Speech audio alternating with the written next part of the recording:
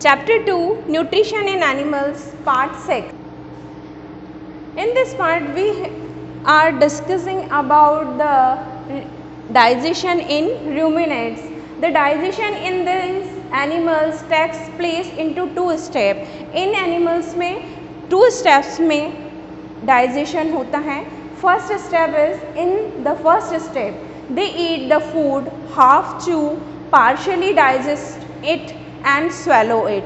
First of all ये food को chew करेंगे और उसके बाद उसका पार्शली डाइजेशन होगा और उसको swallow कर लेते हैं. This half chewed and partially digested food is called cud. और ये जो पार्शली डाइजेस्टेड फूड है उसको हम कर्ड कहते हैं. In their leisure time when they are relaxing, the food comes back into their mouth in small lumps for further chewing.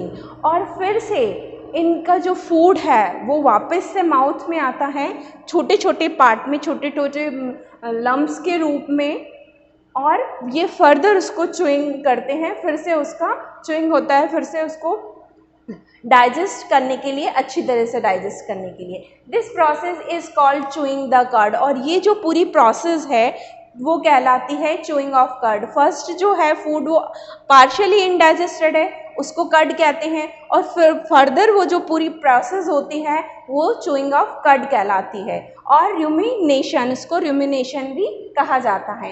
And that is why these animals are called ruminants.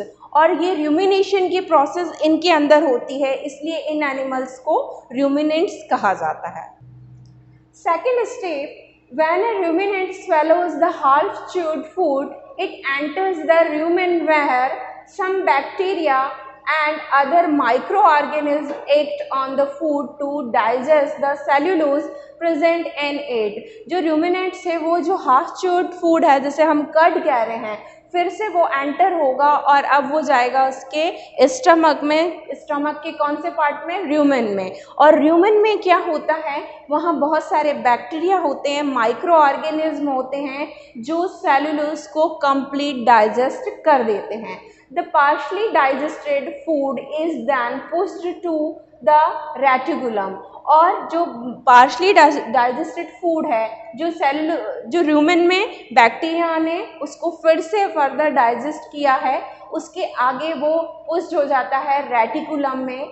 From reticulum it is sent back to the mouth as cud for further chewing. और जो reticulum से ये वापस से mouth में भेज दिया जाता है कर्ड के लिए, फिर से उसको च्यूइंग ऑफ कर्ड के लिए, और फिर च्यूइंग उसकी रिपीट होती है. When the food is completely chewed, और जब पूरी तरीके से च्यूड हो जाता है सेकेंड स्टेप में, it directly reaches the omasum where water present in the food is partially absorbed. और उसके बाद जब कम्प्लीटली ये च्यूड हो जाता है तो ये ऑमेसम में, जो स्टमक का पार्ट है, ऑमेसम में भेज दिया जाता है, जहाँ पर कि वाटर प्रेजेंट होता है इसमें. इन the food is partially absorbed. और उस जो वाटर प्रेजेंट होता है फूड में वो एब्जॉर्ब कर लिया जाता है. जैसे हमारे लार्ज इंटेस्टाइन में होता है, ऐसे ही इसमें जो वाटर है उसको एब्जॉर्ब कर लिया जाएगा. The food is then pushed to the abomasum. और नेक्स्ट है फूड है वो एबोसम में जाएगा, ऑमेसम से द ट्रू स्टमक. और यही क्या है? ट्रू स्टमक कहलाता है. In this chamber gastric juices are secreted and digestion is further carried on as in human beings. जैसे ह्यूमन बींग में प्रॉपरली डाइजेशन होता है स्टमक में, सेम इसमें भी है ट्रू. इसको ट्रू स्टमक इसीलिए कहा जाता है कि अब जो गैस्ट्रिक जूसेस हैं उसके ऊपर, फूड के ऊपर, वो यहीं रिलीज होंगे और पूरा जो डाइजेशन है यहाँ पर कंप्लीट होगा. Digestion is completed in the small intestine. और फर्दर क्या होगा, जो भी बचा हुआ डाइजेशन है, जो कंप्लीशन है डाइजेशन का, वो स्मॉल इंटेस्टाइन में हो जाएगा. The digested food is absorbed and the undigested food is passed on the large intestine and eventually digested. और जो स्मॉल इंटेस्टाइन है उसमें जो फूड का एब्जॉर्प्शन हो जाएगा, जैसे ह्यूमन बीइंग में हुआ है, जो ब्लड वेसल्स हैं उनके थ्रू न्यूट्रिएंट पूरी बॉडी में चले जाएंगे। और अनडाइजेस्टेड फूड है, जो अनडाइजेस्टेड फूड है वो एक्सपेल्ड आउट कर दिया जाएगा बॉडी से, जिसे कि हम क्या बोलते हैं इन जनरल टर्म इजेशन, वो इजेस्टेड कर दिया जाएगा रूमिनेट के through. Nutrition process in amoeba, third is nutrition process in amoeba. Amoeba में न्यूट्रिशन कैसे होता है, हम we know about that this is the single cell organism. ये सिंगल सेल ऑर्गेनिज्म है तो इसका वो जो डाइजेशन प्रोसेस है वो भी बहुत सिंपल होता है, हमारी तरह वो सिस्टम नहीं होता है, रूमिनेट्स की तरह एक पूरा सिस्टम इसमें नहीं होता है। Amoeba is a single celled microscopic organism, it has no fixed shape, it is single cell and it has no fixed shape, इसका कोई शेप पर्टिकुलर नहीं होता है। सेल है वो कहीं से भी कैसे भी अपना फॉर्मेशन चेंज करती रहती है। It has finger like projection called pseudopodia, और जो सेल है वो अपना जो फॉर्म है उसको चेंज कर लेती है, स्टेजेस चेंज कर लेती है।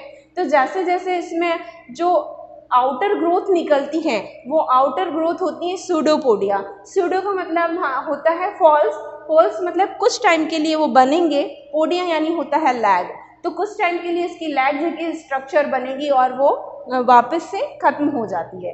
Amoeba angles its food with the help of pseudopodia, और ये जो अमीबा होता है तो इसके कांटेक्ट में जैसे ही कोई फूड आता है उस फूड को एंगल्फ कर लेता है, पूरी तरह से निगल लेता है, अपने आप में डाल लेता है, वो इसके सूडोपोडिया के थ्रू ये ऐसा करता है।